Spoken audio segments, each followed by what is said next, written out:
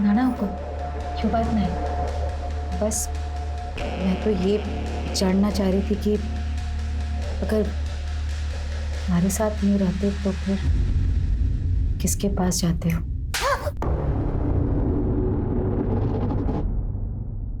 औकात में रह तू अपनी। खरीदा है मैंने तुझे, खरीदा है। शादी नहीं हुई हमारी जो बीवी का नाटक कर रही है तू। ये तो जानना चाहूं कि शादी कब करोगे? तू पैसे की औरत, तेरी से कोई शरीफ आदमी शादी करेगा? हाँ सारा मूड खराब कर दिया मेरा। मासा, कहाँ जा रहे हो? क्यों देखने कि शरीफ आदमी रोज रात में आखिर जाता कहाँ है?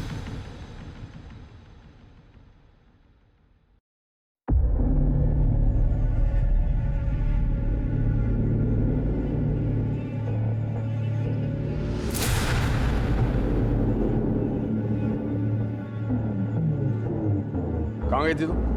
बाजार गई थी। ये लोग कौन है? चल अंदर जा, जा। हाँ, मगर ये है कौन? चल बताता हूँ, चल चल।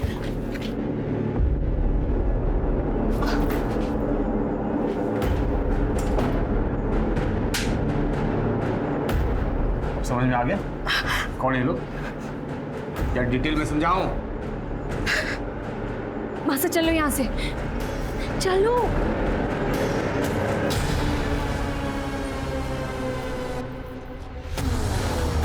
इतनी मेरा पीछा करते हुए यहाँ तक आ गई। अब समझ में आ गया ना मैं रात को कहाँ जाता हूँ? समझ में आ गया? तुम्हारे पास ऐसे नहीं करेगी वो फिर। छोड़ दो उन्हें। चल निकल यहाँ से। अब दोबारा कभी यहाँ दिखाई दी ना जान से मार दूंगा मैं।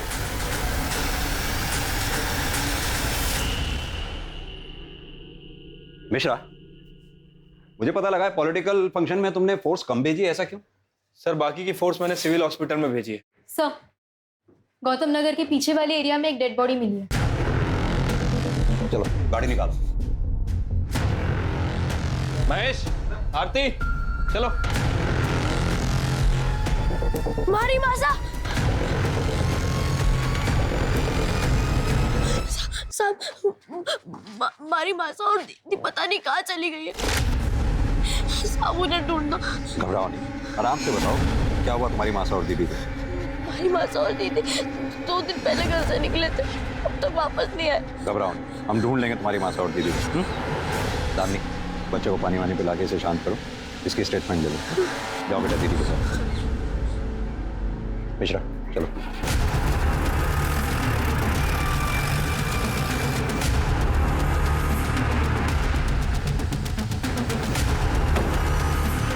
आओ सर इधर।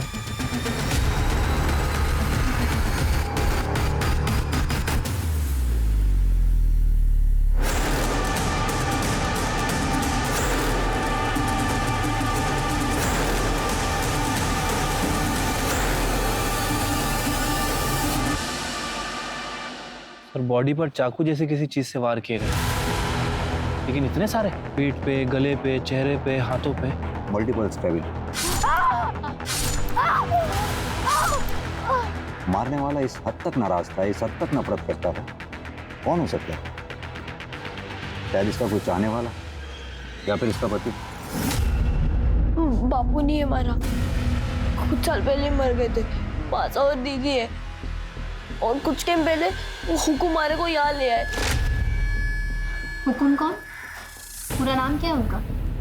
नाम तो ना पता हमारे को, सब उन्हें हुकुम ही कहते हैं। कहाँ से ले आए थे वो तुम्हें?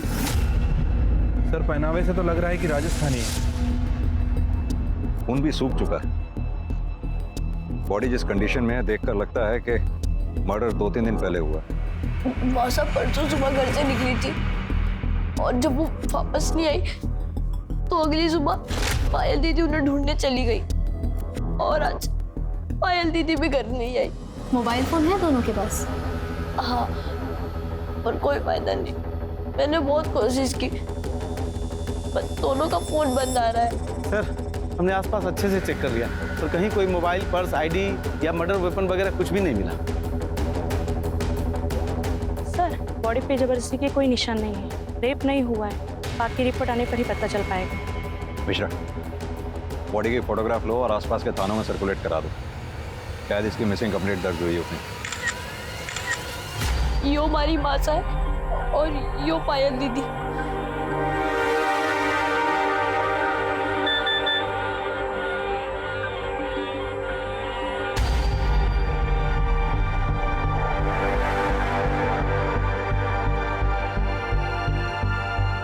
बेटा, तुम्हारी माँ के हाथ पे कुछ गुदा हुआ है क्या, या कोई निशान? हाँ, माँ के सीधे हाथ पे यहाँ ओम का निशान है।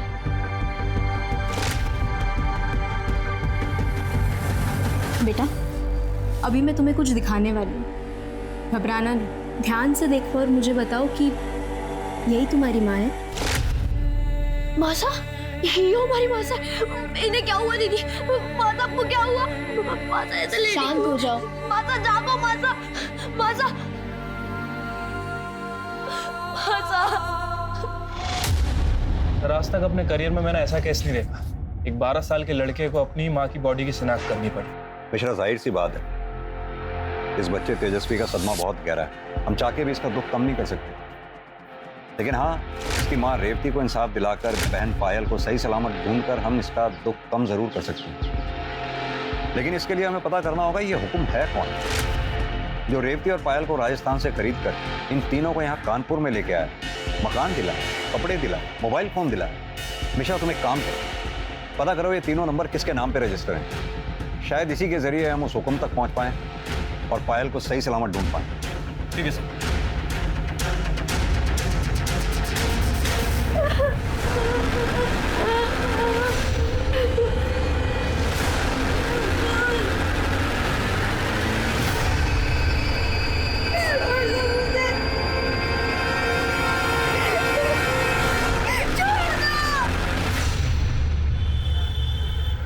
सर, तेजस्वी ने हुकुम का ये स्केच बनवाया।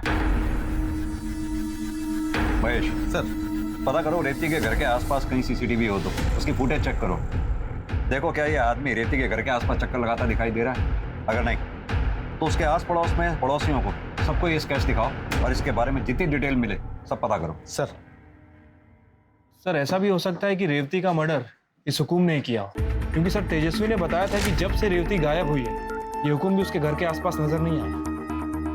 ये रेवती की पोस्टमार्टम रिपोर्ट आई क्या? सर, अभी सरकारी हॉस्पिटल में हड़ताल चल रही है, शाम तक खत्म हो जाएगी। सर, कल तक पोस्टमार्टम रिपोर्ट आने की उम्मीद भी है।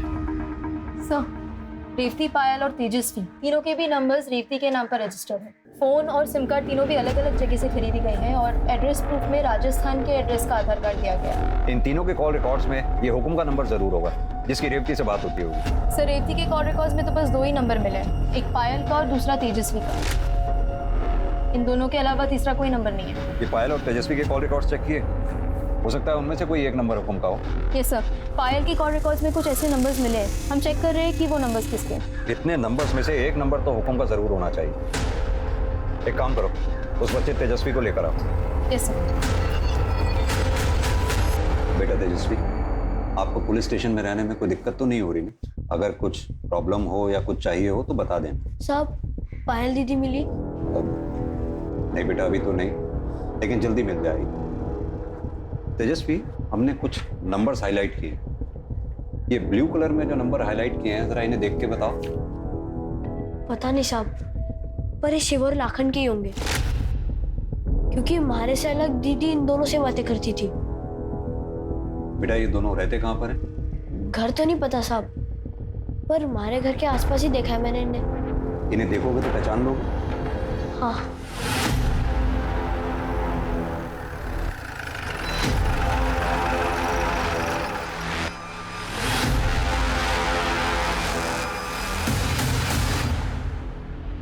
साहब, वो दोनों है।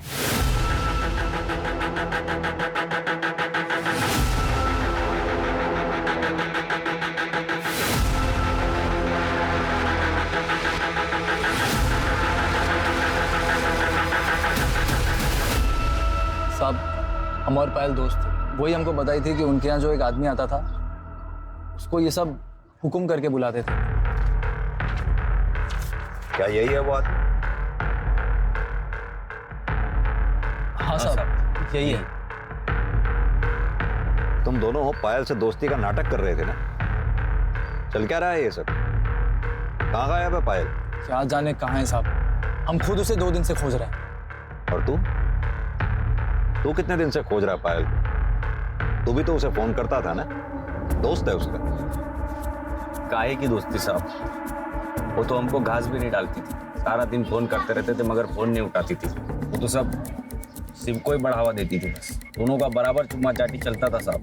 हम भी समझ गए थे कि वो भी दुनिया के जैसी है, हम विकलांग को काहे चुनेंगे।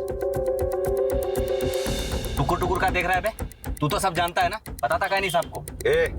बच्चे से नहीं मुझसे बात कर। क्या कह रहा था? पायल तुझे घास नहीं डालती थी, इसीलिए तूने पायल को गायब कर दिया। हम कुछ नहीं किए साहब। साहब ये सही बोल रहे हैं, पिछले 1 महीने से हमारा प्यार था, फोन पे बातचीत, मैसेज खूब चल रहा था। ये देखिए साहब, वो खुद भी हमको मैसेज करती थी। क्या पायल ने तुम दोनों को ऐसा कुछ बताया था जो उसके गायब होने की कोई खास वजह बन सके? बताई तो नहीं थी साहब, पर हम खुद देखे थे उसके साथ जो हुआ था। एक आदमी उनके घर आया था, वो पायल के साथ रेप किया था, और वो भी उसके माँ के सामने। कब हुआ था ये? अब पायल के गायब होने के 1 दिन पहले।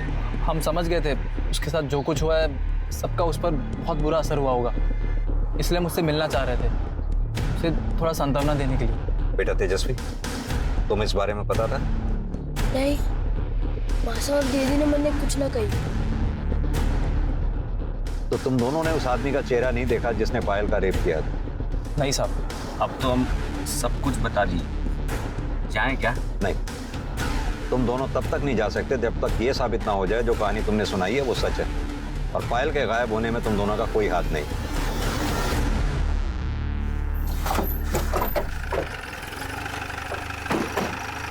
लेके आओ। सर, रेवती के घर के आसपास की सीसीटीवी फुटेज आ गई, जिसमें ये हुक्म साफ साफ दिखाई दे रहा है। पॉज करना, प्ले करो। ये बाइक के नंबर प्लेट पे जूम करना है। अब यही आदमी हमें इस हुक्म तक पहुंचाएगा। आरटीओ से इस बाइक की डिटेल्स निकलवाओ। ये जो कोई भी है इसे उठा के ले आओ। सर, हमारा नाम गोपी है और ये आदमी हमें ही है। ये हमें पता है, अब उसके बारे में बता जिसके गले लग रहा है। साहब ये हरीश यादव है, हमारा पुराना दोस्त। बहुत साल से हम एक दूसरे के टच में नहीं थे, लेकिन कुछ दिन पहले जब हम उसको देखे तो मिल लिए और 4 बातें हो गई। अबे, और आगे हो क्या? अंधा है क्या? दिखता नहीं है? हरीश, क्या बात है हरीश, मेरा भाई। कैसा है यार? बढ़िया यार, तू बता कैसा है? मैं बहुत बढ़िया हूँ। अब 2 मिनट की बस मुलाकात थी साहब, बस। कहाँ रहता है तेरा ये हरीश यादव? बचपन के दोस्त हैं। ये पहले वो सुमन विहार में रहता था। अभी कुछ दिन पहले जब हम वहाँ गए तो पता चला बहुत पहले ही वहाँ से कहीं शिफ्ट हो गया है। अभी कहाँ शिफ्ट हो गया साहब ये हमको नहीं पता। इतने साल बाद मिला, उसे नया पता नहीं मांगा? फोन नंबर तो होगा? नंबर मांगे थे साहब उससे, लेकिन वो टाल दिए। वो ना देना चाहते होंगे तो हम फिर जोर भी नहीं डाले। फिर साहब वो अपने रास्ते और हम अपने रास्ते। तो साहब हम जितना जानते थे हम सब बता दिए, अब हम जा सकते हैं। मिश्रा, इसके एक फोटो ले लो रिकॉर्ड में रखने के लिए। गोपी के जरिए हरीश यादव तक पहुंचने की पुलिस की उम्मीद जाया हो चुकी थी, और इसी बीच पुलिस ने तेजस्वी को एक एनजीओ में रहने के लिए भेज दिया, जहां से वो अपनी बहन के मिलने की उम्मीद में हर रोज फोन करता था। लेकिन फिलहाल पुलिस के पास उसे सांत्वना के अलावा देने के लिए और कुछ नहीं था। पायल की खोज में पुलिस चारों तरफ अपने हाथ पैर मार रही थी, और फिर अचानक उन्हें पायल के बारे में पहली लीड मिली। आपके पड़ोसी विष्णु यादव के यहाँ कुछ गड़बड़ चल रही है, मैं कुछ समझा नहीं। अरे सर, उन्होंने 16-17 साल की लड़की को घर में कैद करके रखा है, वो भी बिना कपड़ों के, सिर्फ चादर में। हमने खुद देखा है उसे खिड़की पर खड़े हुए। जिस लड़की को उन्होंने कैद कर रखा है उसी को खिड़की पे हवा खाने खुला छोड़ दिया। अरे मैडम, हम झूठ थोड़ी बोल रहे हैं, हम यहाँ पे अपना समय खराब करने नहीं आए हैं। दामिनी, ध्यान से देखो, यही थी वो लड़की? हाँ हाँ साहब, बिल्कुल यही लड़की थी।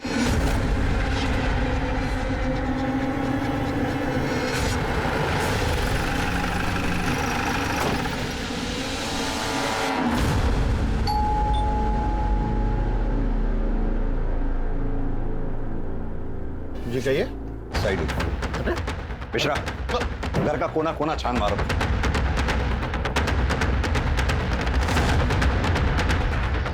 सर बताएंगे आप क्या ढूंढ रहे हैं? आप हमें अपना काम करने दीजिए। पर हुआ क्या है? क्या चाहिए आप लोगों को? सब पता चल जाएगा।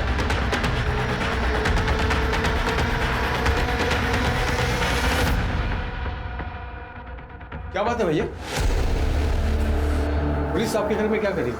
अरे बता नहीं रहे कुछ। जिसे हम सारी दुनिया में ढूंढ रहे हैं वो खुद ब खुद चल के हमारे पास आ गया। क्या? मैं कुछ समझा नहीं, आप क्या बोलना क्या चाहते? हरीश यादव और हुकुम। क्या लगते हो तुम इनके? मैं इनका छोटा भाई हूँ, यहाँ पास 2 मकान छोड़ के मैं रहता हूँ। पर आप ये बताइए कि बात क्या है? अब पूछेंगे हम और बताएगा तू। तेरे लिए तो कई सवाल हैं हमारे पास। क्या? कैसे सवाल? जैसे कि पायल कहाँ है? यही थी ना? कहाँ छुपा रखा है उसको? पायल? पायल भला यहाँ पर क्या करने आएगी? और हम क्यों छुपाएंगे उसको? कुछ दिन पहले प्रताप नगर में किसी लड़के के साथ देखा था मैंने उसको। अब पता नहीं उसका अता पता क्या है, मुझे नहीं मालूम। पता सब मिल जाएगा। दामिनी, हरीश के घर की भी तलाशी लो। एक मिनट, ये चल क्या रहा है इंस्पेक्टर साहब? बताएंगे। अब यहाँ कुछ नहीं मिला तो इसे परेशान करेंगे आप? भैया 1 मिनट लेने दीजिए तलाशी इनको। जब वहाँ भी कुछ नहीं मिलेगा इनको तसल्ली होगी तब। वैसे भी हम कुछ कहेंगे इनको, हमारी बात सुनने नहीं वाले। क्यों नहीं सुनेंगे? तू अगर सच बोलेगा जरूर सुनेंगे। अब सीधी तरह से ये बता कि रेवती और पायल को राजस्थान से क्यों खरीद के लाया था? ये क्या बेहुदा मजाक कर रहे हैं आप? सर मैं एक लेबर कॉन्ट्रैक्टर हूँ भैया। आप बिल्डिंग के कॉन्ट्रैक्ट लेते हैं, हमारे यहाँ पर सारे राज्य के मजदूर आते हैं। रेवती भी आई थी कहीं से मजदूरी के लिए। ये पास वाली बिल्डिंग में हमारा काम चल रहा था, मंदी की वजह से उसे बंद करना पड़ा। सर मेरी शराफत देखिए, रेवती दो बच्चे लेकर आई थी ना, उसे मैंने प्रताप नगर में घर दिया रहने के लिए, राशन भरवाया उसके लिए, सब कुछ किया। आप मुझ पर इल्जाम लगा रहे हैं।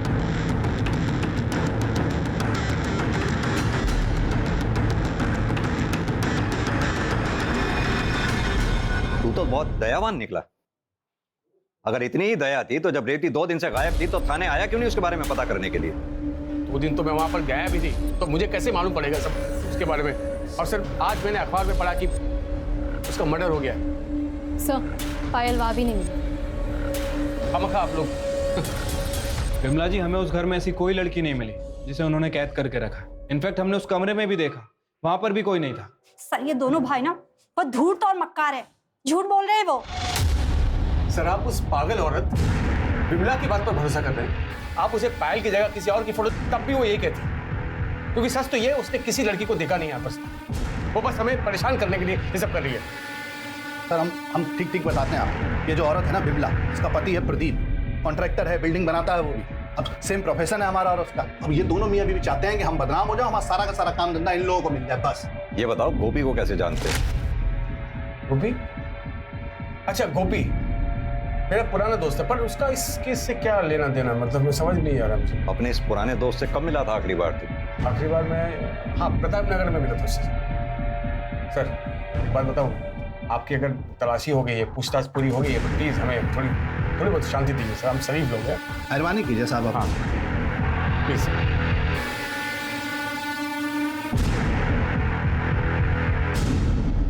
ये हरीश यादव का कच्चा चिट्ठा निकालो, कॉल रिकॉर्ड्स, मोबाइल रिकॉर्ड्स सब निकलवाओ, और ये विमला ठाकुर की क्या कहानी है पता करो। सर विमला ने यादव परिवार पे जितने भी इल्जाम लगाए थे सारे के सारे बेबुनियाद थे। वो ये काम उन दोनों भाइयों को फंसाने के लिए कर रही थी। यानी कि विमला ने किसी लड़की को खिड़की में देखा है, ये बात झूठ भी हो सकती है? हो सकती है सर। चाहे ये लड़की वाली बात झूठ भी हो, लेकिन फिर भी इन यादव भाइयों के बीच कुछ तो चल रहा है। मैंने नोटिस किया जब हम हरीश और विष्णु से बात कर रहे थे तो हरीश की बीवी बीना यादव कुछ घबराई हुई थी। ये पोस्टमार्टम रिपोर्ट अभी आई है नहीं?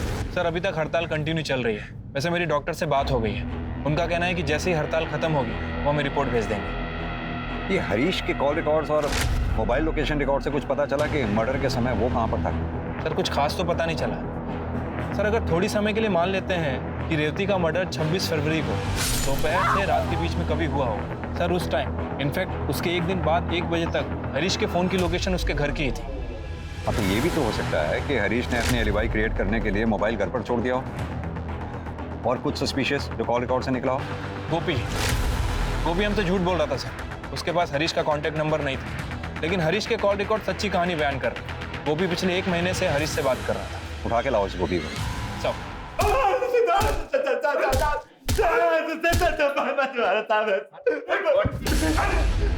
ये बोल के छोटी बोला बता दो साहब। एक दिन हरीश को प्रताप नगर में देखे तो हम हैरान हुए कि वो यहाँ कर के रहा है, क्योंकि साहब वो तो कानपुर की बहुत बढ़िया कॉलोनी में रहता था। तो साहब हम उसके ऊपर नजर रखनी शुरू कर दी है। फिर एक दिन हम जानबूझकर उससे ऐसे टकराए जैसे कि अचानक मिले। बढ़िया यार, तू बता कैसा है? मैं बहुत बढ़िया हूँ। प्रताप नगर में क्या कर रहा है? अरे काम से आया था मैं। काम से मतलब दोस्त कोई है? कई बार देखा तेरे को उस राजस्थानी औरत के आते जाते। क्या चल क्या रहा है? वो गरीब औरत है यार, पति नहीं, 2 बच्चे हैं, तो थोड़ी बहुत मदद कर देता हूँ यार, बस इंसानियत के तौर पर यार। तू तो जानता मैं शादीशुदा हूँ। अब हरीश अच्छी तरह जानता था कि वो हमको मना नहीं कर सकता, नहीं तो हम उसकी पोल खोल देंगे। तो हम उससे पैसे हटने लगे। फिर हमको लगा कि पैसे से ज्यादा हमें और भी कुछ मिल सकता है।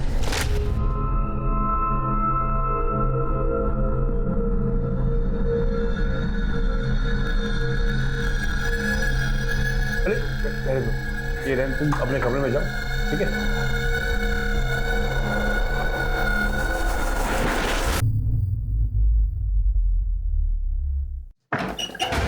सब आप यहाँ क्या कर रहे हो? हैरान क्यों हो रही? बताया नहीं क्या हरीश तुमको? हाँ, आप जाओ यहाँ से। आओ इधर इधर इधर उधर बंद कर। सर हम अम्मा को सिर्फ खा के कह रहे हैं साहब, हम सिर्फ एक ही बार सोए थे उसके साथ। रेप कहते हैं उसे। और जब दूसरी बार रेवती ने तेरा शिकार होने से मना कर दिया तो तूने उसे मार डाला।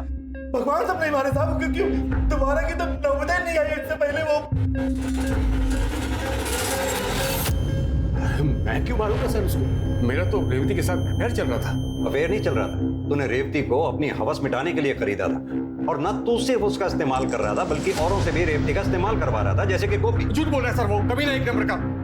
रेवती ने मुझे बताया था कि वो गोपी ताक झांक करते हुए उसके घर तक गया था और उसे अकेला देखकर उसके साथ जबरदस्ती की। वो बिल्कुल टूट गई थी सर। मैं तो यहाँ तक सोचा कि अगर मैं इससे शादी कर लूँ तो शायद उसका दुख कम हो जाए, लेकिन मैं ऐसा करता इससे पहले कि वो गायब हो गई सर। और 2 दिन बाद अखबार में खबर मिली कि उसका मर्डर हो गया। आपको बता नहीं सकता कितना झटका लगा मुझे सर। अगर इतना ही बड़ा झटका लगा था तो तू पुलिस स्टेशन क्यों नहीं आया उसके बारे में पूछताछ करने के लिए? ना ही तूने उसके बच्चों की सुध ली। पायल और तेजस्वी को ढूंढने में प्रताप नगर गया था, पर वो दोनों वहां नहीं थे, चले गए थे कहीं। और आप ही ने तो बताया कि पायल लापता है। अब तक तेजस्वी का भी पता नहीं चल रहा, कुछ पता नहीं सर कहाँ होगा, कैसा होगा। बड़ी चिंता हो रही है मुझे उसकी। उसकी चिंता मत कर, वो जहां कहीं भी है सुरक्षित है।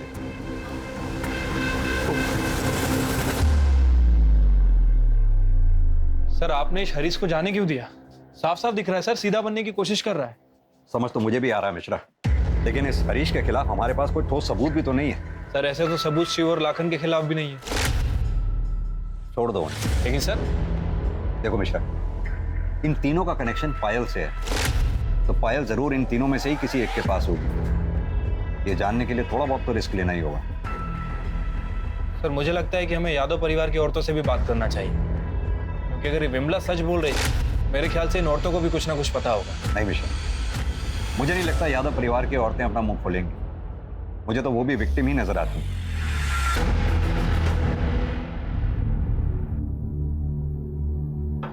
क्या बनाया तूने? ना नमक है ना मिर्च, देख खाना नहीं बनता तुझसे। खुल क्या नहीं है? ये नीचे कर। और ये सर पर घूंघट क्यों नहीं है? हाँ, आवारागर्दी करना चाहती तू?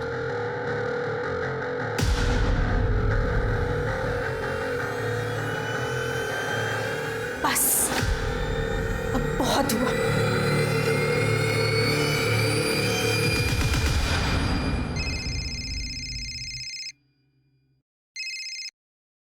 हाँ जी बोलिए। क्या? एक मिनट रुकिए। सर एनजीओ से फोन है, तेजस्वी का कुछ पता नहीं चल रहा। उन्होंने आसपास बहुत ढूंढा, कहीं मिल नहीं रहा। व्हाट? तेजस्वी के नंबर पे कॉल करो।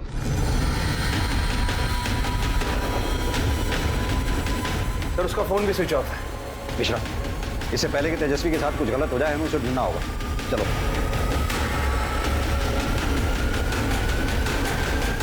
तेजस्वी,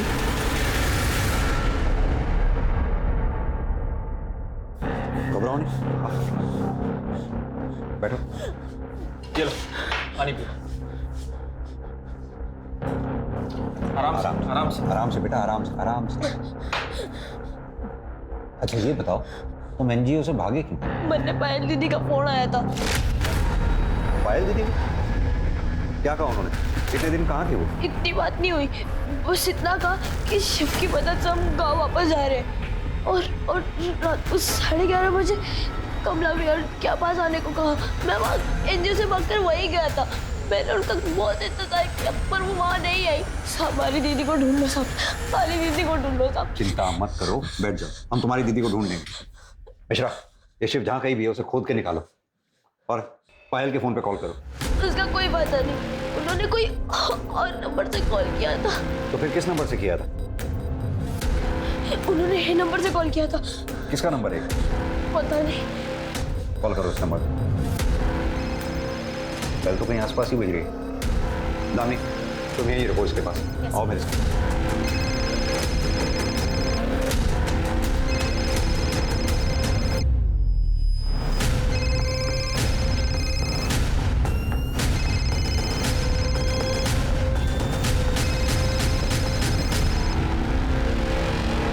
सर, 27 मई की शाम को पायल अपनी माँ रेवती को ढूंढने के लिए हमारे घर पर आई थी। फिर हरीश ने बोला कि वो उसकी माँ को ढूंढेंगे और फिर ये भी बोला कि जब तक उसकी माँ नहीं मिलती है पायल हमारे घर पर रह सकती है और अपने छोटे भाई को भी ला सकती है। मगर ये सब वो सिर्फ उसे बेवकूफ़ बनाने के लिए बोल रहा था। उसके बाद हरीश ने विष्णु के घर में ले जाकर पायल को कैद कर दिया।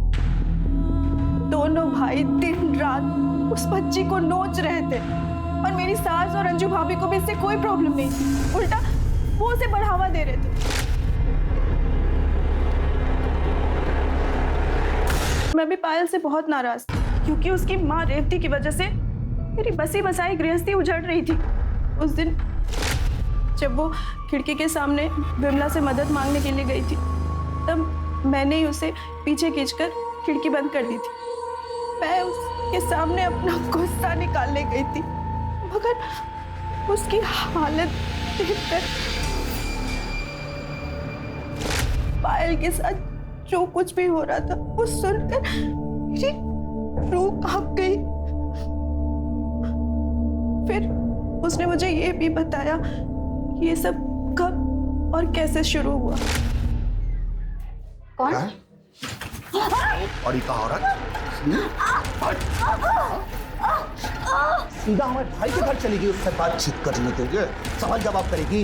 इतना काफी नहीं था, तेरे पिल्लों का ध्यान रखा, उसने खर्चा उठाया। बातें आ रहा है तुम लोगों को।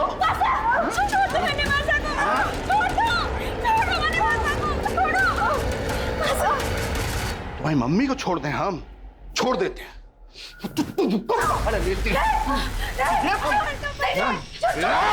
सजा तो देना पड़ेगा।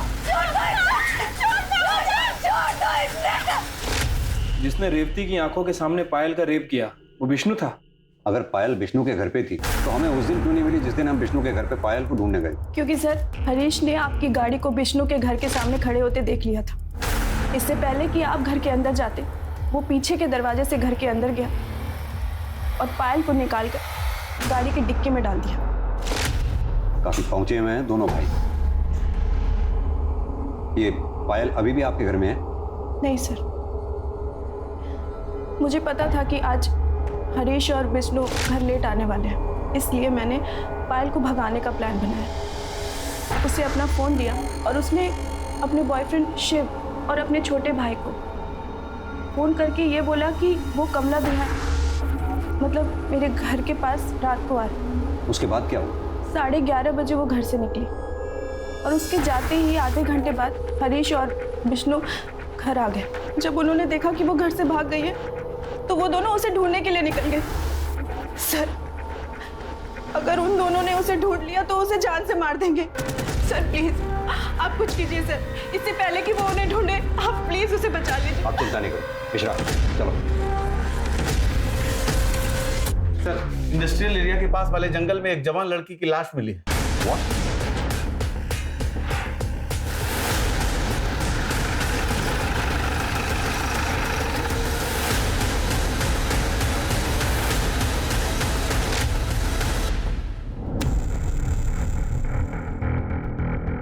सर इसे भी रेवती की तरह किसी धारदार हथियार से मारा गया। सर इसकी बॉडी पे भी बहुत सारे जख्म हैं। दामिनी, बॉडी चेक करो। Yes sir.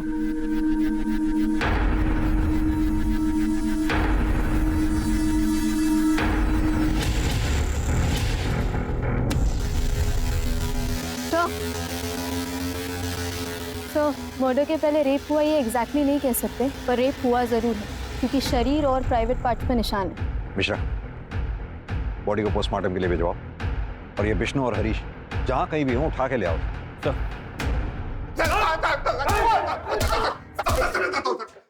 मैं सब सच बताता हूँ। पायल भाग गई थी, हम लोग डर गए थे। हम दोनों भाई बाहर जाकर पायल को ढूंढ रहे थे, बहुत ढूंढा सर, लेकिन वो नहीं मिली। तो थकार के हम लोग वापस आ गए थे। वापस बोला था ना, झूठ मत बोलना। इतनी रात को सीसीटीवी फुटेज में सिर्फ एक गाड़ी इंडस्ट्रियल एरिया की तरफ जाते हुए दिखाई दी, जो गाड़ी तुम दोनों की है। और इतना ही नहीं, उस गाड़ी में खून भी मिला है, जो फॉरेंसिक रिपोर्ट आने के बाद क्लियर हो ही जाएगा कि वो खून पायल का है, उस पायल का जिसे तुम दोनों भाई दिन रात रेप करते रहे। उसकी बॉडी, कपड़े, तुम्हारा डीएनए एक बार अगर मैच हो गया ना, तुम्हारा बाप भी सच बोलेगा। सर हमने रेप किया सर, लेकिन मारा नहीं सर। ये सच है सर। पायल उसकी माँ को ढूंढते हुए हमारे घर आई सर। हमने उसको अपने घर में कैद कर लिया सर। आगे बोल। उसका फोन छीन कर उसको ऑफ कर दिया ताकि वो बाहर वालों से कांटेक्ट में नहीं रह सके। एक गुनाह तो कबूल कर लिया तुम दोनों। अब मर्डर के बारे में भी सच बोल दो, वरना इसे देख रहे हो ना मिश्रा, खाल उधेड़ देगा तुम दोनों की। सर मैं सच बोल रहा हूँ सर। हमने बस उसको रेप किया सर, उसको मारा नहीं सर। अरे बाप रे भैया, इसको तो किसी ने मारकर हमारे घर के पीछे फेंक दिया है। इससे हम तो फंस जाएंगे भैया। जब पायल की लाश हमें अपने घर के पास मिली ना, तो हम घबरा गए थे सर। तो हमको लगा कि कोई हमको फंसाने की कोशिश कर रहा है सर। तो हमने अपनी जान बचाने के लिए उसकी लाश को गाड़ी में रखी और वो इंडस्ट्री के पास जाकर फेंक दी, ताकि हमको कोई शक न कर सके हम पर। इनको इतनी बुरी तरह से तोड़ो कि सारी गर्मी निकल जाए। दोनों भाइयों ने एक ही रट लगा रखी है सर। रेप किया लेकिन मर्डर नहीं। ये दोनों हमें गुमराह करने की कोशिश कर रहे हैं ताकि मर्डर के चार्जेस से बच जाए। लेकिन सवाल अब भी वही उठता है कि अगर ये दोनों सच बोल रहे हैं तो फिर रेवती का मर्डर किया किसने? पुलिस के सामने रेवती और उसकी बेटी पायल की हत्या की एक गुत्थी थी जो सुलझ नहीं पा रही थी। संदिग्धों की लंबी लिस्ट थी, लेकिन बिना किसी सबूतों के किसी एक को दोषी मानना बहुत मुश्किल हो रहा था। एक मुश्किल यह भी थी कि हड़ताल की वजह से पोस्टमार्टम रिपोर्ट नहीं आई थी, जिससे जानकारी साफ हो पाती। इसलिए पुलिस ने यह तय किया कि अर्जेंट बेसिस पर पोस्टमार्टम के लिए दोनों बॉडीज को लखनऊ भेजा जाए। सर पीएम रिपोर्ट आ गई। फाइनली आई गई? हाँ सर। पायल का जब मर्डर हुआ वो प्रेग्नेंट थी और सर दोनों के साथ गैंगरेप हुआ है। गैंगरेप हुआ है। रिपोर्ट में साफ साफ मेंशन है। सर बॉडी पे जितने भी घाव हैं वो 2 से 3 इंच गहरे हैं। तब सर जिसने मर्डर किया उसके हाथों में ज्यादा जान नहीं थी, इसलिए इतने गहरे घाव नहीं कर पाया। मौत घाव की वजह से नहीं, बल्कि बहुत ज्यादा खून बहने की वजह से। इसीलिए पायल की बॉडी पर 50-60 वार किए गए। मिश्रा, ये काम हरीश, विष्णु या शिव का नहीं, किसी और का है। सर आपने उस दिन लाखन को नोटिस किया था? उसके हाथ बहुत कमजोर लग रहे हैं। हाँ, लेकिन चलो अगर मान भी लिया जाए लाखन के पास पायल को मारने का मोटिव हो सकता है, लेकिन वो रेवती को क्यों मारेगा? जो हाथ सीधी तरह से चाय का गिलास नहीं पकड़ पा रहे थे, चाकू कैसे पकड़े? सर अगर लाखन नहीं है फिर ये मर्डर किसने किया? तो तुमने मारा रेवती और पायल को? क्यों मारा उन दोनों को?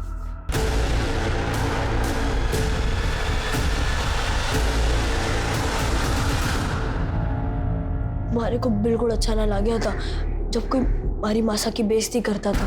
वो हुकुम 2 पैसे की औरत गई थी, उसने हमारी मासा को। 2 पैसे की औरत? मुझे तो उस दिन शिव और लाखन से पता चल रहा था कि दीदी के साथ भी जबरदस्ती हुई थी। मासा गुस्से में हुकुम से बात करने घर से निकली और उसका कुछ फायदा नहीं था, इसलिए मैंने उनका पीछा किया और गौतम नगर के पास पहुंचते ही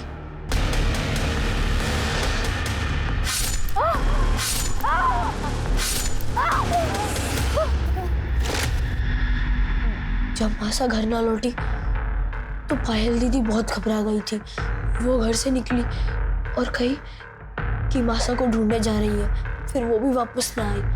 फिर मैं आपके पास उसके गायब होने की शिकायत लिखवाने आया। जब मुझे पायल दीदी का फोन आया तो उसने मुझसे कही कि हम गांव वापस जा रहे हैं। मैं बहुत खुश था, उसकी कही हुई जगह पर उससे मिलने भी गया। दीदी, तेजस्वी, कहाँ चले गए थे आप? दीदी, तारा यो क्या हाल किसने किया? ये तुझे किसने मारा?